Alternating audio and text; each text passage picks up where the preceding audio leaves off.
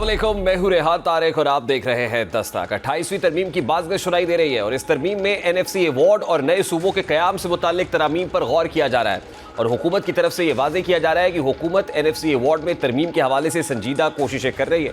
इस हवाले से राना सनाउल्लाह कहते हैं कि NFC फार्मूले में तब्दीली का फैसला हो गया है। पीपल्स पार्टी समेत इत्तेहादी जमातें सर जोड़ कर बैठेंगी और वसाइल की तकसीम का मामला असर नौ देखा जाएगा। अब हुकूमत का यह दावा है कि वो पीपल्स पार्टी को साथ लेकर चलना चाहती है, जो बज़ाहिर मफाहमती हिकमत अमली का इजहार है, लेकिन ज़मीनी हक़ाइक़ इस दावे को मुश्किल बनाते दिखाई देते हैं। NFC अवार्ड दरअसल सूबों बिलखुसूस सिंध के लिए माली खुदमुख्तारी की अलामत समझा जाता है और पीपल्स पार्टी इसको 18वीं तरमीम के बाद हासिल होने वाले सूबाई हुकूक के तसलसल के तौर पर देखती है। ऐसे में किसी भी तरमीम की कोशिश को पीपल्स पार्टी शक की निगाह से, शुबे की निगाह से देख रही है। ख़ास तौर पर अगर इस तरमीम से सूबों के हिस्से में कमी या वफाक के इख्तियारात में इजाफा होता है तो पीपल्स पार्टी इसकी भरपूर मुखालिफत करती नजर आएगी।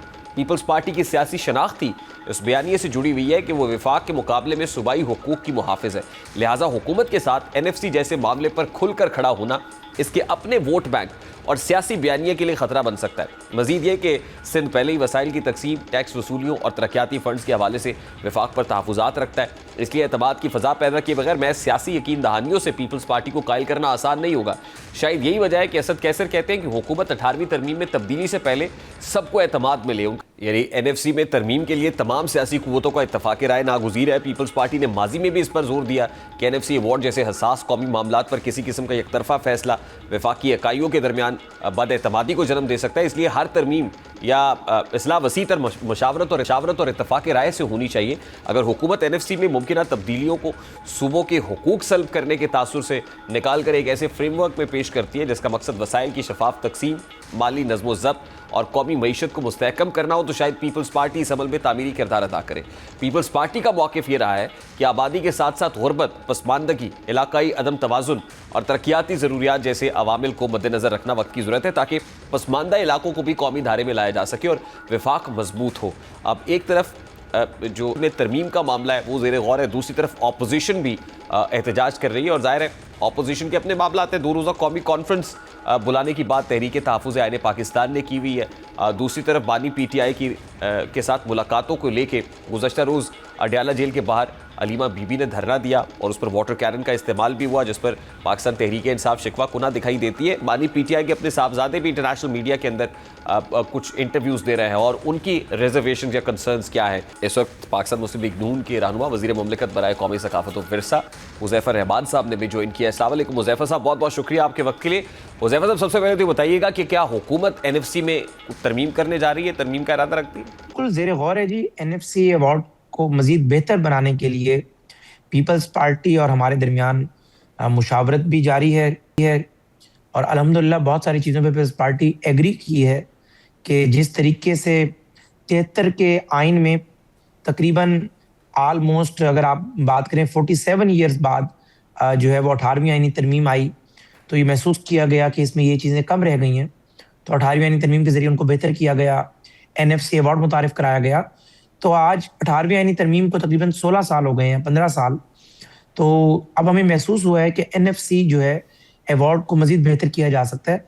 तो पीपल्स पार्टी इसमें काफ़ी हद तक एग्री है और मैं उम्मीद करता हूँ कि आने वाले चंद दिनों में आप ये खुशखबरी सुनेंगे कि NFC अवार्ड को मज़ीद बेहतर बनाने के हवाले से और वफाक के जो वसाइल हैं उन्हें मज़ीद मजबूत करने के हवाले से दोनों बड़ी जमातें मुत्तफिक होंगी और फिर इंशाअल्लाह ताला इसको आइनी तरमीम के ज़रिए जो है आइन में इनकॉर्पोरेट किया जाएगा और यूँ ये NFC अवार्ड जो 18वीं आइनी तरमीम के बाद मर्ज़ वजूद में आया, इसको मज़ीद हम मुस्तहकम और मजबूत करेंगे इंशाअल्लाह। आपको याद होगा हुज़ैफ़ा साहब, हालिया दिनों में बिलावल साहब ने ख़ास तौर पे 18th अमेंडमेंट से मुताल्लिक बात की थी और उसको 18th अमेंडमेंट को रोल बैक करना या उसके साथ छेड़छाड़ करने को तो उन्होंने बिल्कुल ये कहा था कि इस पे तो पाकिस्तान पीपल्स पार्टी डट जाएगी।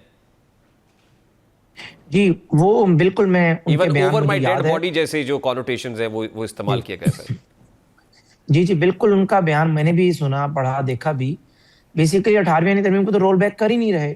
पीपल्स पार्टी अब इस बात पर मुत्तफिक हुई है कि 18वीं आइनी तरमीम को मजीद बेहतर कर लिया जाए। जो 18वीं आइनी तरमीम की चीजें महसूस हुई हैं पिछले 15 सालों में कि इनमें मजीद बेहतरी लाई जा सकती है या ये चीजें ना होती तो बेहतर होता, तो उनमें थोड़ी बहुत ऑल्ट्रेशन कर जो है उसको नाफिजुल अमल करवाया जाए تو اس کے اوپر جو ہے متفق ہیں پیپلز پارٹی کے بہت سارے رہنما، اور میرے خیال سے حتمی نشستوں کے اندر مزید یہ چیزیں طے ہو جائیں گی اور صورتحال مزید بہتر ہو جائے گی.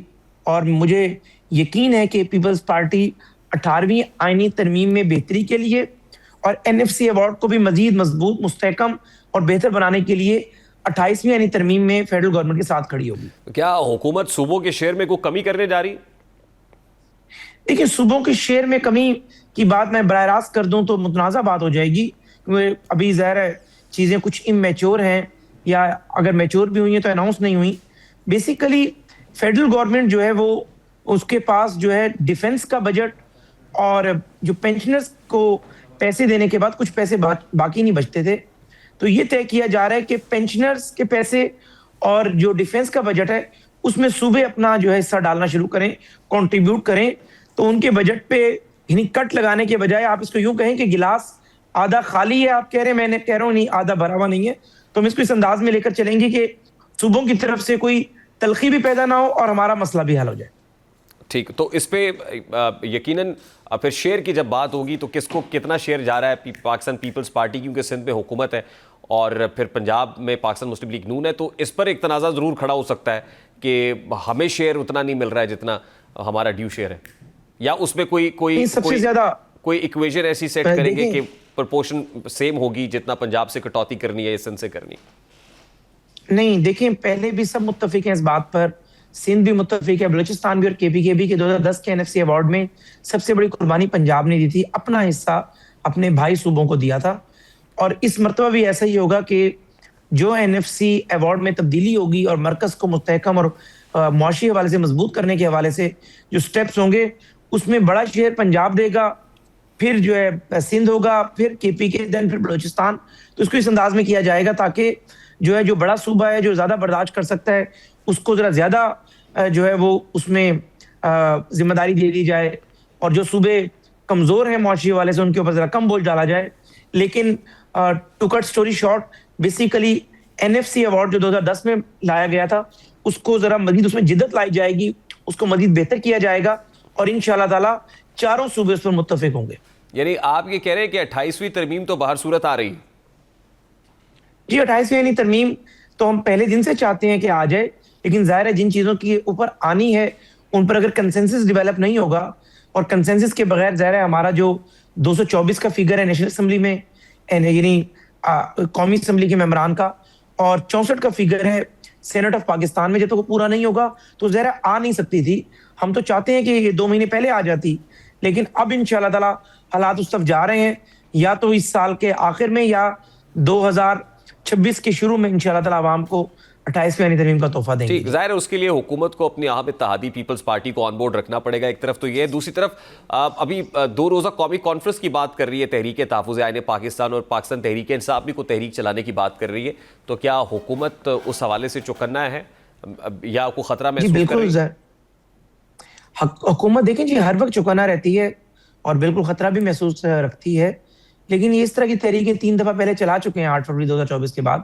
اگر اب بھی چلا لیں گے تو کوئی اس میں ایسی قیامت نہیں آئے گی.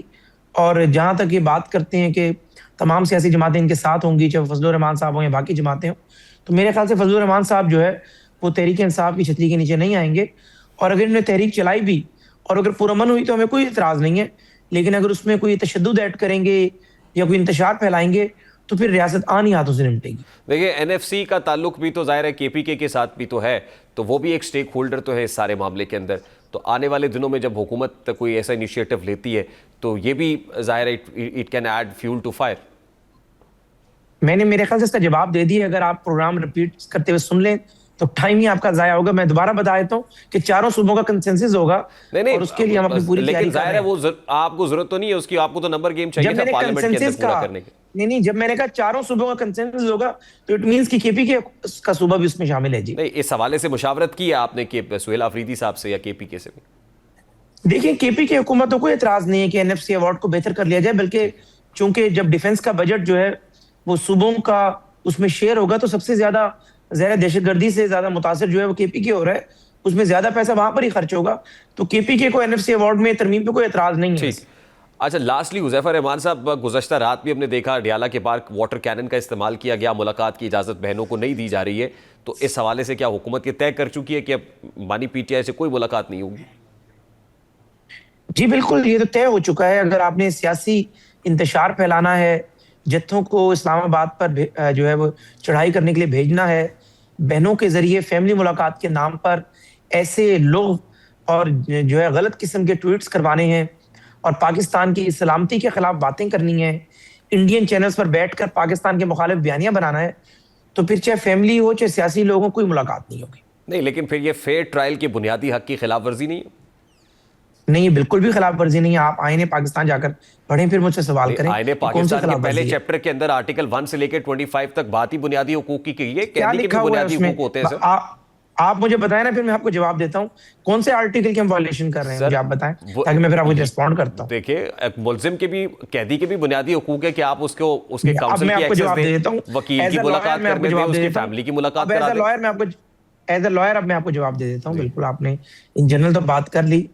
پہلی بات تو یہ ہے کہ آپ ایک آزاد شہری ہیں. آپ کے فنڈامنٹل رائٹ اور ایک ملزم کی فنڈامنٹل رائٹ اس حد تک، تو fundamental right article 1 to 19 basically جو ہے یہاں سے بنیادی انسانی حقوق جو ہے ان کی بات کی جاتی ہے. اور آرٹیکل 1 to 14 جو ہے اس میں ذرا آرٹیکل 14 ہے رائٹ ٹو موومنٹ کو زیادہ تر ہم اٹریکٹ کرتے ہیں کہ آپ کسی کی بھی رائٹ ٹو موومنٹ سیلف نہیں کر سکتے. لیکن جب آپ کسی بندے کو سزا دے دیتے ہیں اور وہ اسٹیبلش جو ہے کنوکٹڈ مجرم بن جاتا ہے، تو اس کی فنڈامنٹل رائٹ وہ نہیں رہتے. یعنی فنڈامنٹل رائٹ میں یہ ہے کہ آپ ووٹ کاسٹ کر کر خود بھی الیکشن لڑنا چاہیں لڑ سکتے ہیں، لیکن ایک سزا یافتہ جو مجرم ہے وہ الیکشن نہیں لڑ سکتا، ووٹ ڈال سکتا ہے، تو اس کے اختیار محدود ہو گئے. سر اسی طریقے سے سزا یافتہ بندہ سر ہم بنیادی اگر الیکشن انسانی نہیں لڑ حقوق کی سکتا. بات کر رہے ہیں سر، ملزم یا مجرم کی بات میں نہیں آپ کر کو رہے اسی ہیں، میں تو وہ بتا رہا ہوں انسان ہی نا نا. جی. دیکھیں، انسان ہے تو انسان 26 کروڑ لوگوں کے انسانی حقوق جو ہے اس کو وائلیٹ نہیں کر سکتا. انسان یہ نہیں کر سکتا کہ وہ جیل میں بیٹھ کر کہے کہ اسلام آباد پر چڑھائی کرنی ہے. میرا فنڈامنٹل رائٹ ہے کہ میں اپنی بہن اور اپنی پارٹی کے لوگوں سے بات کروں اور اس کے نتیجے میں اسلام آباد میں لاشیں بچ جائیں. ایسا آئین میں کہیں نہیں لکھا ہوا. آئین کے اندر جو ہے جو ڈسکریمنیشن ہے آرٹیکل 9، یعنی دونوں کو بنیادی حقوق جو ہے آپ کے اور میرے دونوں برابر ہیں. یہ نہیں ہو سکتا کہ میں اپنے بنیادی انسانی حقوق کو پروٹیکٹ کرنے کے چکروں میں آپ کے انسانی حقوق جو ہے وہ معطل کر بیٹھوں اور آپ جو ایک آزاد شہری ہوں جبکہ میں ایک سزا یافتہ مجرم ہوں. اب دیکھیں نا آئین سر، جو ہے اسلام بڑا آباد پہ چڑھائی اس تو بارے بعد میں میں ہوگی واضح ہے. حذیفہ رحمان صاحب، پہلے آپ نے پابندی لگا پہلے دی، ہوئی یعنی ہے. پہلے انسانی نہیں، حقوق کس کی نے کہا خلاف ہے آپ ورزی کو؟ تو آپ نے کی، وہ تو بعد نہیں، میں آپ ہوگی کو نا جو کس آپ نے کہا ریزیوم ہے؟ کر رہے ہیں. آپ کو کس نے کہا ہے یہ 26 نومبر 2024 کو کس نے چڑھائی کی تھی؟ اسلام آباد میں گولیاں چلتی تھیں. اللہ نے بڑا خاص کرم کیا کہ پولیس اور عام لوگوں کا اس لیول کا نقصان نہیں ہوا. اس مرتبہ بھی ہمارے پاس ثبوت اور شواہد موجود تھے. اگر عدالت جاتے گئے نہیں نا، اس کے بعد اسلام آباد ہائی کورٹ کے ایک آرڈر کی بات کرتے ہیں، ہم عدالت میں سارے شواہد دے دیتے کہ یہ شخص اندر بیٹھ کر یہ گفتگو کرتا ہے.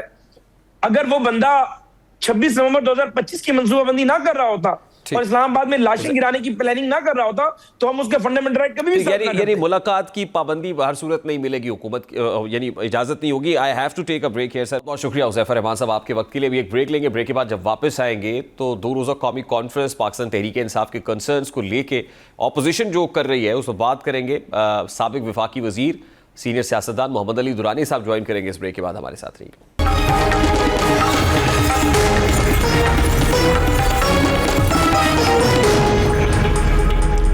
اس وقت سابق وفاقی وزیر سینئر سیاستدان محمد علی درانی صاحب نے بھی جوائن کیا ہے. السلام علیکم درانی صاحب، بہت بہت شکریہ آپ کے وقت کے لیے.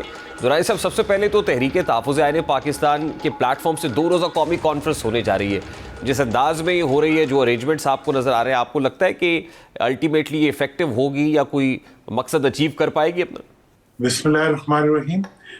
پہلی بات تو یہ ہے کہ ایسی کوئی بھی کانفرنس ہونا کسی اجتماعیت کی طرف کسی پارٹی کا بڑھنا خوش آئند ہوتا ہے، ملک کے لیے تو بہتر ہوتا ہے. لیکن اب یہ مجھے نہیں پتا کہ یہ آیا اپوزیشن کی ہے یا اپوزیشن اور حکومت دونوں کی ہے. یہ ایک میرا خیال ہے اس میں شاید پیپلز پارٹی کو بھی بلایا ہے انہوں نے، یا جی دعوت تو دی گئی ہے اس میں پیپلز پارٹی کو بھی. میں یہ سمجھتا ہوں کہ یہ تھوڑا سا دس شوز کہ ڈس اورینٹیڈ ہے اس معاملے میں اپروچ آف جو پروگرام کرنے والے ہیں ان کی. چونکہ اگر وہ اس کو صرف اپوزیشن کی یونٹی کی کانفرنس بناتے تو یہ تو ایک وہ ہوتا ان کی پارٹیز جو ہیں ان کی لائن اینڈ لینتھ کے برابر ہوتا. اور اگر انہوں نے حکومت کو بلانا تو پھر حکومت کے پاس ہی چلے جائیں. وہ تو پھر ہر مہینے ہوتی ہے کانفرنس آل پارٹیز, اسمبلی کے اندر بھی ہوتی ہے, سینٹ کے اندر بھی ہوتی ہے. تو اس کے لیے الگ سے کوئی اہتمام کی ضرورت تو نہیں تھی. اور دوسری بات یہ بھی ہے کہ جو پی ٹی آئی کی لیڈرشپ کی مسلسل ایک پالیسی رہی ہے اس سے یہ کلیئر ڈائسنٹ ہوگا, اور اس کی وجہ سے میرا خیال یہ ہے کہ ان کی یونٹی کے بجائے فردر جو ہے وہ ڈس اورینٹیشن آئے گی. اگر وہ کسی بھی حکومتی پارٹی کو یا ایسی پارٹی کو جو حکومت میں شامل ہے ڈائریکٹلی اور انڈائریکٹلی اس کو بلائیں گے تو اس کا مطلب یہ ہے کہ یہ اپوزیشن کی یونٹی نہیں ہوگی, یہ ایک کنفیوزڈ یونٹی ہوگی. نہیں, لیکن بظاہر تو یہ لگ رہا ہے کہ P T I is banking آن تحریک تحفظ عین پاکستان اینڈ محمود خان اچکزئی کے فیصلے محمود خان اچکزئی کریں گے کہ مفاہمت ہوگی یا مزاحمت ہوگی, تحریک چلے گی, یا محمود خان اچکزئی نے فیصلہ کرنا ہے؟ دیکھیں, مفاہمت کا فیصلہ محمود خان صاحب اگر کرتے ہیں تو بہت زیادہ اچھا ہوگا. پھر محمود خان صاحب کو ایک ایج بھی ہے کہ ان کا بڑا پرانا تعلق ہے میاں نواز شریف صاحب کے ساتھ, زرداری صاحب کے ساتھ, اور وہ ان کے ساتھ اکٹھے کام کیا ہوا ہے, بہت ایک دوسرے سے قربت رہی ہوئی ہے. تو اس لحاظ سے ان کو کوئی پرابلم نہیں ہے کہ وہ ان کے ساتھ اپنے رابطے کو یا ان کے ساتھ اپنے لنک کو بحال کر سکیں. لیکن اگر انہوں نے عمران خان کی پالیسی کو لے کے چلنا ہے تو پھر اس صورت میں تو ان کو ایک فیصلہ تو کرنا پڑے گا کہ یا لائن کے اس طرف کھڑا ہونا ہوگا یا اس طرف کھڑا ہونا.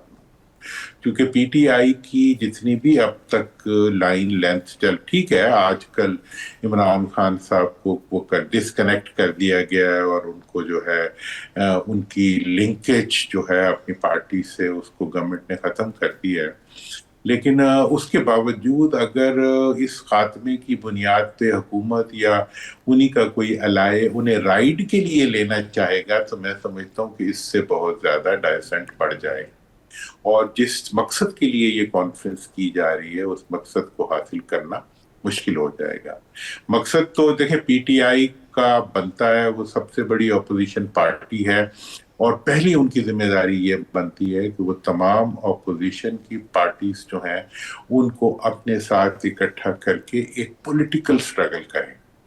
اگر انہوں نے ایک کنفیوز سٹرگل کرنی ہے جس میں وہ حکومت کو بھی ساتھ لینا چاہ رہے ہیں, حکومتی پارٹیوں کو بھی لینا چاہ رہے ہیں, وہ لوگ جنہوں نے ان کا ساتھ دیا انہیں بھی جو نہیں, تو یہ ایسی, میں چونکہ سیاست کا ایک طالب علم ہوں تو مجھے سمجھ نہیں آ رہی کہ اس میں سے میری کسی سے بات. اب دیکھیں نا, ایک طرف تو سہیل آفریدی صاحب چیف منسٹر کے پی کے پشاور جلسے کے اندر یہ کہتے ہیں کہ یا آزادی ہوگی یا پھر کفن, تو یعنی اس سے بہت ہی مزاحمت کا جو رویہ ہے وہ نظر آتا ہے کہ پی ٹی آئی مزاحمت کرنا چاہتی ہے اور اس کے علاوہ کوئی آپشن نہیں.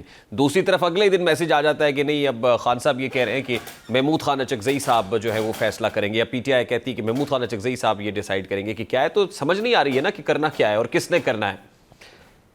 دیکھیں, بات یہ ہے کہ یہ جو اندر انہیں رکھا گیا ہوا ہے حکومت کی طرف سے اپریہنڈ کیا ہوا ہے, کوئی سرٹن بات نہیں کی جا سکتی کہ انہوں نے کیا کہا ہے اور کیا نہیں کہا. میں عدالت کے پوائنٹ آف ویو سے بھی کہہ رہا ہوں کہ اگر کوئی موقف کوئی قیدی کی, کسی گرفتار شدہ قیدی کے سے ریفرنس سے کوئی بھی چیز اگر پبلک میں آتی ہے تو وہ سوائے اس سٹیٹمنٹ کے جو مجسٹریٹ کے سامنے دی گئی اس کی کوئی حیثیت نہیں. انہوں نے کیا کہا کیا نہیں کہا یہ تو ایک بالکل بہت, اور اب تو یہ اس پہ بات بھی ہو رہی ہے.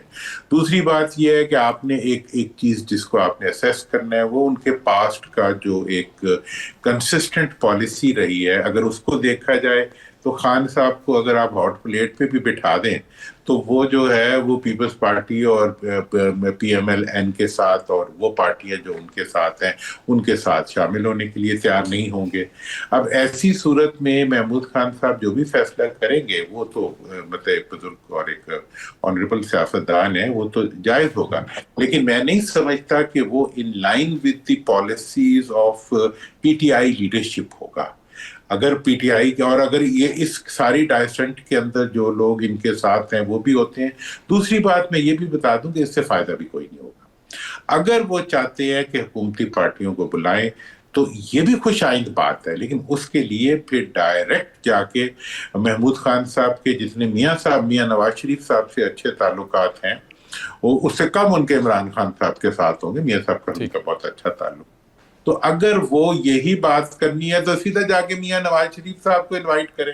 پھر تو بہتر ہے کہ یہ جاتی عمرہ میں رکھیں اس کانفرنس کو، یا پھر لیکن سر وہ پھر اختیار کی بھی بات ہے نا. محمود خان چکزئی کا اختیار تو ایک طرف کہ ان کو کتنا مینڈیٹ ہے، لیکن پی ٹی آئی کی اپنی لیڈرشپ، آپ نے کہا نا وہ پی ٹی آئی لیڈرشپ سے الائنڈ ہو. اب پی ٹی آئی کی لیڈرشپ ہے کون؟ وہ بیرسٹر گوہر ہیں، سلمان اکرم راجہ ہیں، یا پھر علیمہ بی بی ہیں جو رات 2 بجے بھی اڈیالہ کے باہر بیٹھی ہوئی تھی اور پھر واٹر کینن کا استعمال کیا گیا ڈسپرس کرنے کے لیے. بظاہر لگتا ہے کہ علیمہ بی بی فیصلے لے رہی ہیں، یا پریکٹیکل پالیٹکس تو وہ کر رہی ہے اس وقت. دیکھیں یہ اب اس وقت تو اس کانفلکٹ کو تو بہت بڑھایا جا رہا ہے اور اس کے اوپر گورنمنٹ بھی پلے کر رہی ہے، میڈیا میں بھی آبویسلی یہ پلیبل ہے بھی. یہ نہیں میں کہہ رہا کہ اس کو اگر آپ اٹھا رہے ہیں تو یہ ناجائز، یہ بات تو ہے. دیکھیں لیکن ایک ہوتی ہے فیملی پالیٹکس. فیملی پالیٹکس یہ ہے کہ بہنیں جو ہوتی ہیں وہ تو بھائیوں کے لیے دیوانیاں ہوتی ہیں، اور میری اپنی بہنیں ہیں، مجھے پتا ہے کہ بہن بھائی کے لیے کس طرح سوچتی ہیں. اس لیے ان کا کوئی بھی اقدام جو ہے اس کو آپ ان کے جذبات، ان کی محبت، ان کی اپنے بھائی سے اٹیچمنٹ کے پرسپیکٹو میں دیکھ سکتے ہیں. جہاں تک پارٹی کا تعلق ہے، عمران خان نے اگر موروثی پارٹی بنانی ہوتی تو وہ اپنی کسی بہن کو مقرر کرتے تھے، کوئی عہدہ دے دیتے. انہوں نے کوئی عہدہ نہیں دیا، تو اس لیے یہ بات تو ہوگی ڈسکنیکٹ. اب اس وقت جو ٹریک ہے پی ٹی آئی کی پالیٹکس کا، وہ 2 اس پہ چل رہا ہے ٹریک. ایک ٹریک تو وہ ہے جو پارٹی لیڈرشپ چلا رہی ہے، اور دوسرا ٹریک وہ ہے جو بہنیں اپنی ایک جسے کہتے ہیں ایموشنل کیمپین جو ہے وہ رن کر رہی ہیں. میرا خیال یہ ہے کہ ان دونوں کیمپینز کی اپنی جگہ ہے، لیکن جو پارٹی کی لائنز ہیں ان کے بارے میں تو میں کامنٹ کرتا ہوں. بہنیں کے بارے میں تو میں سمجھتا ہوں کہ جو کچھ بھی ہو رہا ہے بہنوں کے ساتھ وہ زیادتی ہے. ان کو موقع دیا جانا چاہیے اپنے. ایون میں ان خواتین کے، بشرا بی بی کے بارے میں کہتا ہوں کہ ان کو جیل میں رکھنا اور اس طریقے سے رکھنا ناجائز ہے. میں یہ بھی کہتا ہوں کہ جناب یہاں ڈاکٹر صاحبہ جو ہے ہماری پنجاب کے اندر، وہ مطلب کینسر سروائیور ہے، 80 سال کی خاتون ہے، ان کو جیل میں رکھنا، مطلب یہ وہ ہیومین آسپیکٹس ہیں جن کو کہ مکس نہیں کرنا چاہیے ہمیں سیاست کے ساتھ. ان کے اوپر میں تو کہتا ہوں میاں نواز شریف صاحب کو، مریم صاحبہ کو، مطلب ان کے پارٹی والے آتے ہیں، مجھے رحم آتا ہے ان پہ کہ وہ ماضی کے واقعات گرانے شروع کر دیتے ہیں اور اس کی مزری گنا رہے ہوتے ہیں. اس مزری کو ریپیٹ کرنا یہ کون سی وہ ہے، مطلب دانش مندی ہے اور عقل مندی ہے جس کو آپ اپریشیٹ کریں گے. جسے this thing should go to an end. یہ جو عورتوں کے ساتھ جو زیادتی کا ایک سلسلہ ہے. باقی اگر آپ آ جائیں اس کے اوپر، آپ کانفرنس کے اوپر، کانفرنس کے بارے میں تو یہ سمجھتا ہوں کہ انہیں وضاحت کرنی چاہیے کہ کیا وہ حکومت کو اپنے ساتھ لانا چاہ رہے ہیں، حکومت کی پارٹیوں کے ساتھ بیٹھنا چاہ رہے ہیں، یا اپوزیشن کے ساتھ بیٹھنا چاہ رہے ہیں.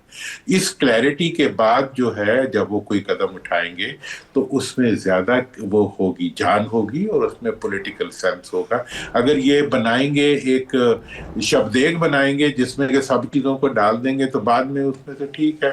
ٹھیک سر، لاسٹلی ایک کوشش تاثر لگتی ہے کہ کہیں نہ کہیں کوئی انگیجمنٹ ہو، بات چیت ہو کنسرن کوارٹرز کے ساتھ بھی، اور اسی کے پیرلل فواد چودھری صاحب کی ملاقاتوں میں بھی خاصی تیزی آئی ہوئی ہے. تو آپ کو لگتا ہے کہ کہیں نہ کہیں سے کوئی ایکسٹرنل ایفرٹ ہو رہی ہے کہ بیچ بچاؤ ہو سکے؟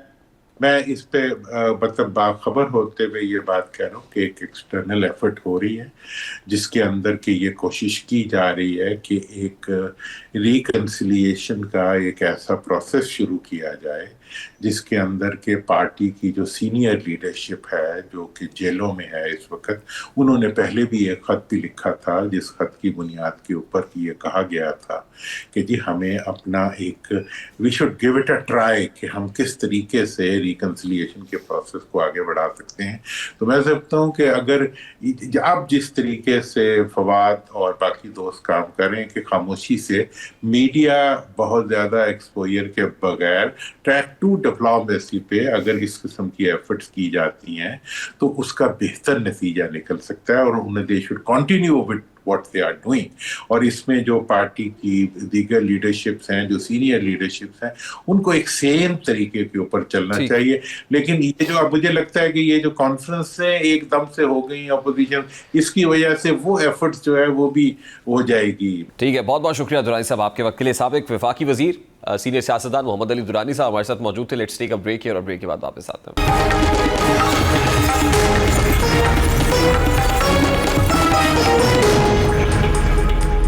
دنیا کے مختلف ممالک میں پاکستانی شہریوں کو بھیک مانگنے پر بڑے پیمانے پر ڈی پورٹ کیے جانے کا انکشاف سامنے آیا ہے, جس نے ایک بار پھر پاکستان کی عالمی ساکھ, امیگریشن پالیسی اور بیرون ملک پاکستانیوں کے تشخص پر سنگین سوالات کھڑے کر دیے. قومی اسمبلی کی اسٹینڈنگ کمیٹی برائے اوورسیز پاکستانیز اور انسانی حقوق کے اجلاس میں ڈی جی ایف آئی اے نے اعداد و شمار پیش کرتے ہوئے بتایا کہ صرف رواں سال کے دوران ہزاروں پاکستانیوں کو بھیک مانگنے اور غیر قانونی سے مختلف ممالک سے واپس بھیجا گیا, جو نہایت تشویشناک صورتحال کی عکاسی کرتا ہے. یہ خبر محض اعداد و شمار تک محدود نہیں بلکہ ایک گہرے قومی مسئلے کی نشاندہی کرتی ہے. کمیٹی کو بتایا گیا کہ اس سال مجموعی طور پر 51,000 پاکستانیوں کو مختلف ممالک سے آف لوڈ یا ڈی پورٹ کیا گیا, جس میں سب سے زیادہ تعداد ان افراد کی تھی جو بھیک مانگنے میں ملوث پائے گئے. سعودی عرب نے اکیلے 24,000 پاکستانی شہریوں کو اسی بنیاد پر ڈی پورٹ کیا, جبکہ متحدہ عرب امارات سے 6,000 اور آذربائیجان سے 2,500 پاکستانیوں کو بھیک مانگنے کے الزام میں واپس بھیجا گیا. مجموعی طور پر 56,000 پاکستانیوں کا بھیک مانگنے پر ڈی پورٹ ہونا اس مسئلے کی شدت کو واضح کرتا ہے. بھیک مانگنے والے یہ افراد در حقیقت پاکستان کی بین الاقوامی ساکھ کو سب سے زیادہ نقصان پہنچا رہے ہیں. بیرون ملک جب پاکستانی شہری سائل کے طور پر نظر آتے ہیں تو اس کا اثر صرف ان افراد تک محدود نہیں رہتا بلکہ پوری قوم کو بدنامی کا سامنا کرنا پڑتا ہے. اس کے نتیجے میں نہ صرف پاکستانی پاسپورٹ پر اعتماد کم ہوتا ہے بلکہ بیرون ملک مقیم محنتی اور باعزت پاکستانیوں کے لیے بھی ویزا, امیگریشن اور روزگار کے مواقع مشکل ہو جاتے ہیں. بہرحال قومی اسمبلی کی کمیٹی کو دی گئی بریفنگ میں یہ بھی انکشاف ہوا ہے کہ بھیک مانگنے اور غیر قانونی بیرون ملک جانے کے لیے مختلف ہیلے بہانے اختیار کیے جا رہے ہیں. کچھ افراد عمرے کے نام پر سفر کرتے ہیں لیکن ان کے پاس یورپ جانے کے دستاویزات موجود ہوتے ہیں جس پر انہیں آف لوڈ کیا جاتا ہے. اسی طرح کمبوڈیا, برما اور دیگر ممالک سیاحتی ویزوں پر جانے والے ہزاروں افراد واپس نہیں آئے, جو انسانی اسمگلنگ اور غیر قانونی نیٹ ورکس کی موجودگی کی طرف اشارہ کرتا ہے. جعلی فٹ بال کلب کے ذریعے لوگوں کو جاپان بھیجنے اور ایک معذور شخص کے بھی اس ٹیم کے ساتھ چلے جانے کا واقعہ اس پورے نظام کی بدنظمی اور جال سازی کو بے نقاب کرتا ہے. تاہم یہ بات بھی قابل ذکر ہے کہ ایف آئی اے اور حکومت کے حالیہ اقدامات سے کچھ مثبت نتائج سامنے آئے ہیں. ڈی جی ایف آئی اے کے مطابق غیر قانونی افراد کو روکنے کی پالیسیز کے باعث پاکستانی پاسپورٹ کو رینکنگ اس کی 118 سے بہتر ہو کر 92 پر آ گئی ہے, جبکہ غیر قانونی طور پر یورپ جانے والوں کی تعداد گزشتہ برس 8,000 سے کم ہو کر اس سال 4,000 رہ گئی ہے. اس کے علاوہ پاکستان اب غیر قانونی ہجرت کرنے والے ممالک کی ٹاپ 5 فہرست سے بھی نکل چکا ہے, جو ایک حوصلہ افزا پیش رفت ہے. اس کے باوجود بیرون ممالک بھیک مانگنے کا مسئلہ بدستور پاکستان کے لیے ایک بڑا چیلنج بنا ہوا ہے. ابھی ایک بریک لیتے ہیں, بریک کے بعد واپس آتے ہیں, ایک اور امپورٹنٹ سٹوری شیئر کریں گے. اس بریک کے بعد ہمارے ساتھ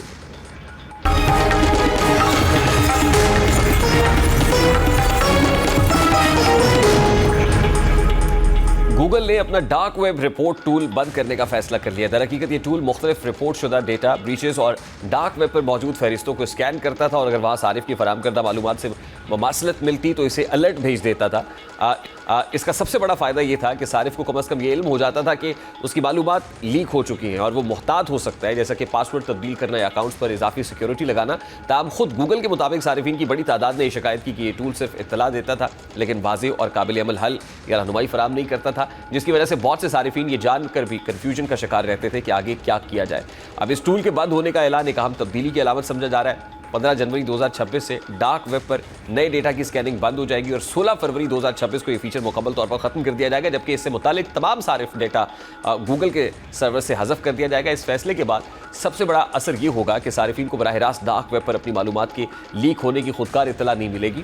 اس سے ڈیجیٹل سیکیورٹی کے حوالے سے آگاہی میں ایک خلا پیدا ہو سکتا ہے, خاص طور پر ان صارفین کے لیے جو ٹیکنالوجی یا سائبر سیکیورٹی کے بارے میں زیادہ معلومات نہیں رکھتے. تاہم گوگل کا موقف ہے کہ ڈارک ویب پر رپورٹ کا یہ اختتام ڈیٹا کے تحفظ سے دستبرداری نہیں بلکہ حکمت عملی میں تبدیلی ہے. کمپنی اپنے اب ایسے ٹولز پر توجہ دے رہی ہے جو صرف خطرے کی نشاندہی نہیں کریں بلکہ اس سے نمٹنے کے لیے واضح اقدامات بھی فراہم کریں. اسی تناظر میں گوگل سیکیورٹی چیک اپ, پاس کیز, پاسورڈ مینیجر جو ویریفیکیشن ہے اور پھر گوگل اتھینٹک فیکٹر جیسے جو ٹرو اتھینٹک فیکٹر ہے اس والے جو فیچرز ہیں وہ زیادہ مؤثر متبادل کے طور پر پیش کر رہا ہے. اس کے علاوہ ریزیلینس اباؤٹ یو فیچر کے ذریعے بھی صارفین سرچ ریزلٹس میں اپنی ذاتی معلومات تلاش کر کے بعض صورتوں میں انہیں ہٹانے کی درخواست بھی دے سکتے ہیں. مجموعی طور پر دیکھا جائے تو ڈارک ویب رپورٹ ٹول بند ہونا بظاہر ایک حفاظتی سہولت کے خاتمے جیسا محسوس ہوتا ہے، لیکن در حقیقت یہ ڈیجیٹل سیکیورٹی کے تصور میں ایک تبدیلی کی عکاسی کرتا ہے، جہاں صرف اطلاع دینے کی بجائے